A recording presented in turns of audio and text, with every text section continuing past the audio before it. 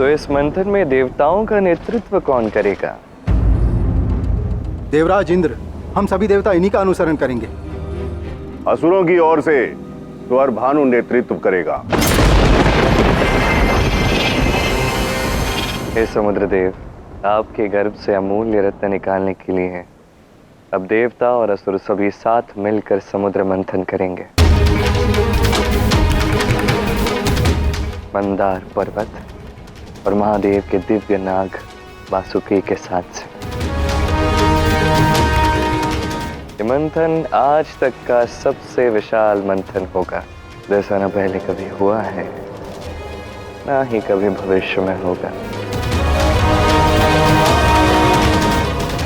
समस्त सृष्टि सदियों तक इस कथा को सुनेगी और सुनाएगी भी।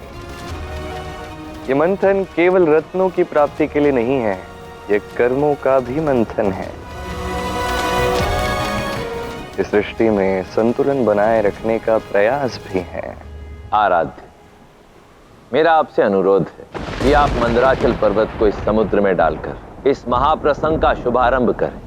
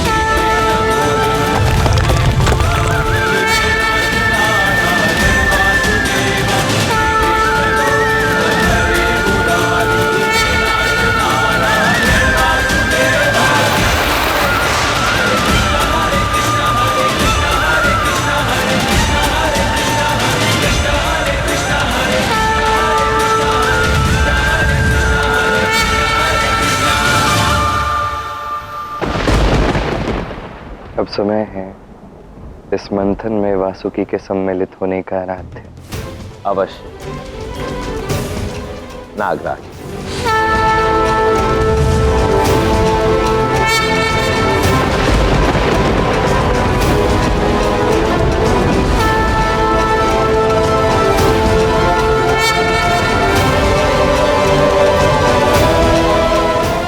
यहाँ एक दल वासुकी के शीश को पकड़ेगा और दूसरा दल वासुकी की पूंछ।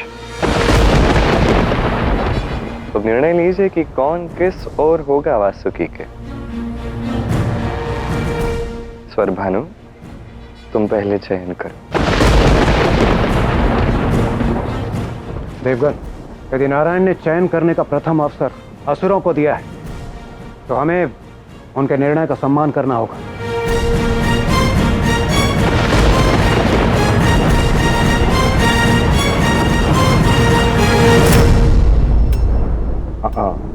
हम शीश की ओर होंगे। नहीं, पूछ सही रहे, पूछ की ओर। नहीं,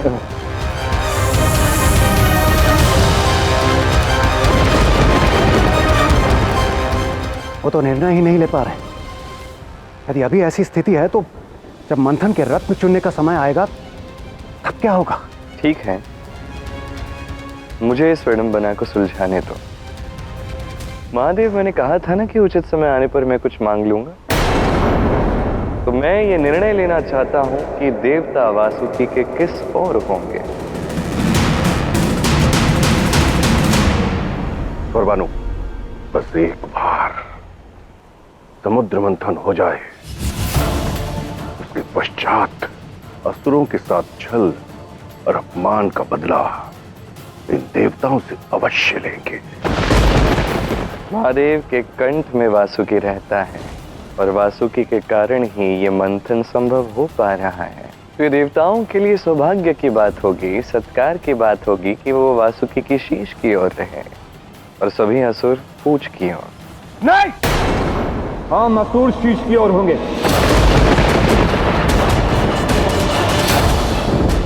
हाँ, असुर ही होंगे शीश की ओर।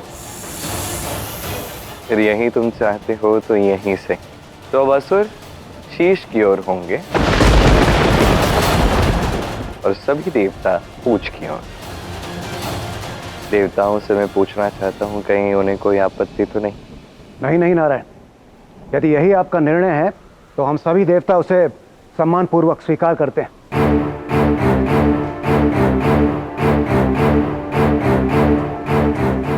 जो तुम्हें चाहिए था वो तुम्हें मिल चुका है स्वरभानु। अब तुम्हारा यह निर्णय तुम्हारा कर्म बन चुका है और इस मंथन में सभी को, चाहे वो देवता हो या असुर, अपने अपने कर्मों का कर्मफल मिलेगा।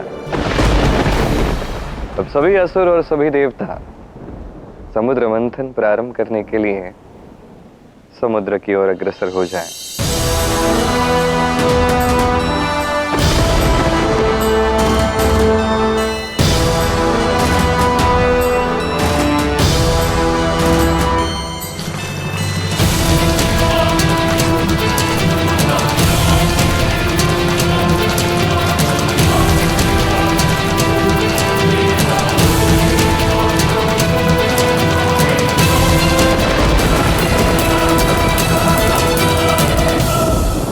और फिर आरंभ हुआ इस संसार का सबसे विशाल मंथन।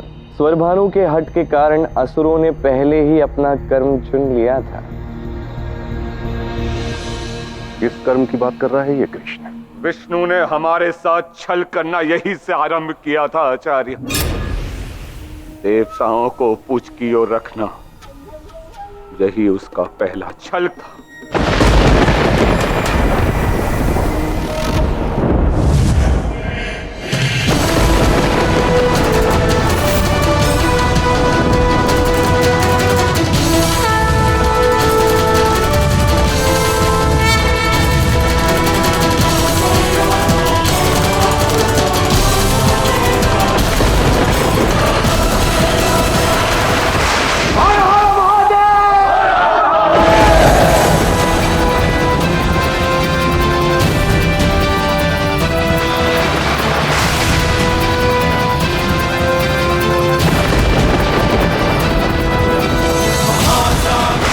पर्वत तो हिल ही नहीं रहा देवराज, मंथन कैसे होगा?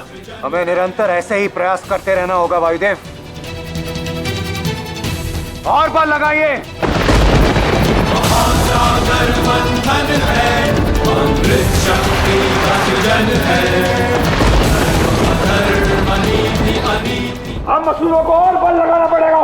मुझे कुछ भी करके इस मंथन में अमृत प्राप्त करना है। जोर लगाओ।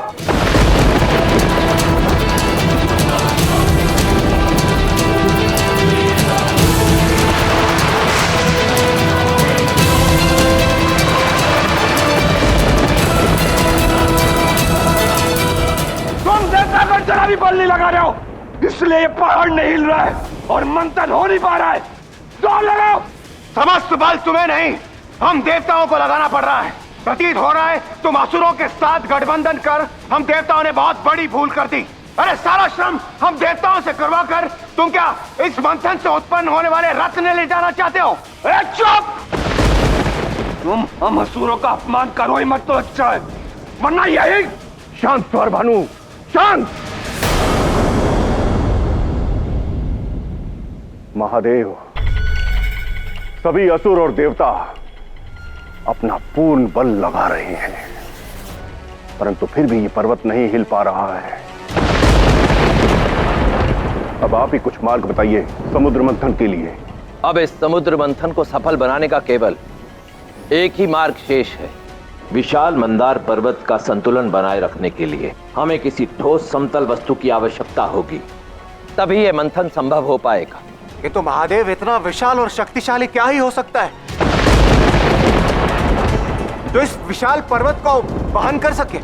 निसंदेह मंदार पर्वत अत्यंत विशाल है, परंतु कोई है जिसकी विशालता के समक्ष मंदार पर्वत एक छोटे कंकड़ के समान है।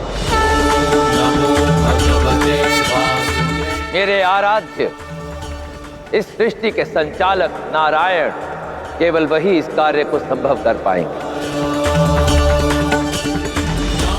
आराध्य, समय आ गया है आपका दूसरा अवतार लेने का। वही